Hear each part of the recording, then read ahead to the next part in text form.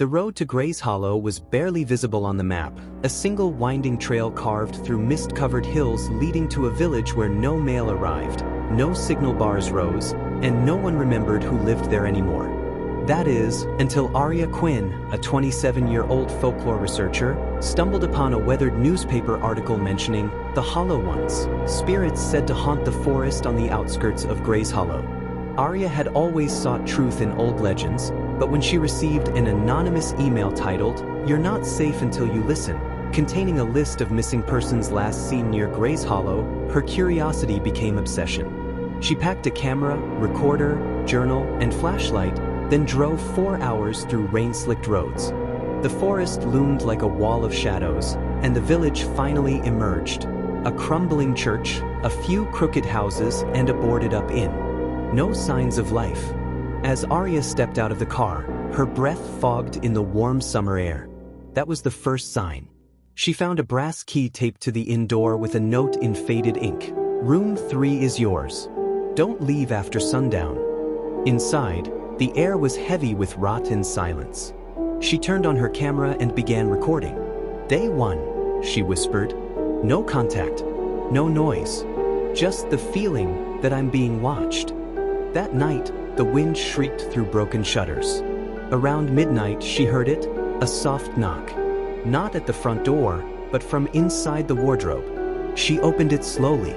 Nothing, but carved into the wood, "We don't sleep here." She backed away, heart pounding. In the corner, her camera, still recording, picked up whispers, low, layered voices, unintelligible but urgent. She rewound the tape, silence. But the footage showed something behind her. A shape, barely visible, gone the next second. Day 2. She explored the village, knocking on doors. No one answered. Yet every window had curtains drawn, and behind some, she swore she saw silhouettes. She followed a path behind the church that led into the woods.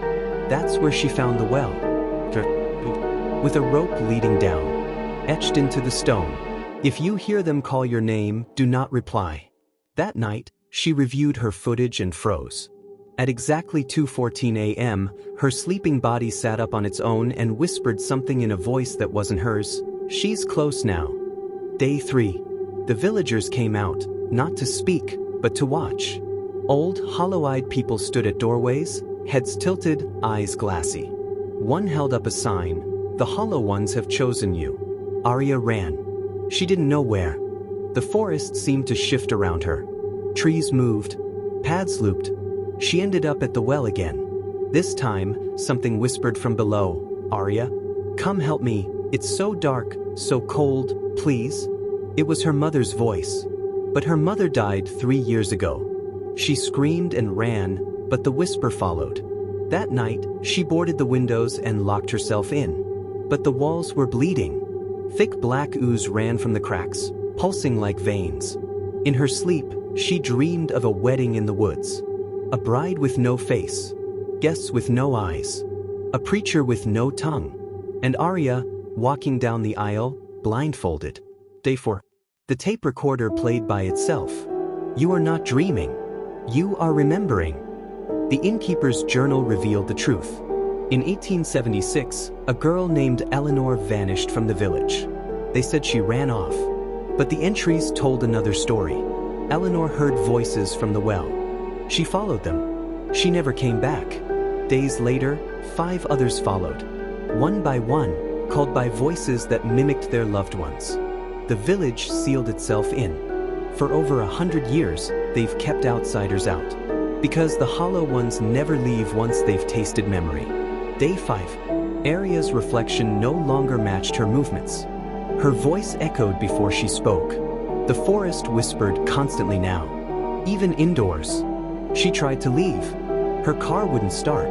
The roads were gone. The forest wrapped around the village like a closing fist. In desperation, she climbed the church bell tower, hoping to get a signal. At the top, she found a body. Hers, cold, days old, clutching her journal. But she was still alive. Wasn't she? She touched her face. It didn't feel real. Below, villagers began to chant. A hollow, empty sound. "She has seen. She must become. The sky turned black. Stars blinked out. Arya screamed as her body convulsed. She saw every person who vanished. They were still here, just not in flesh. Their faces drifted like fog through the trees. She had joined them.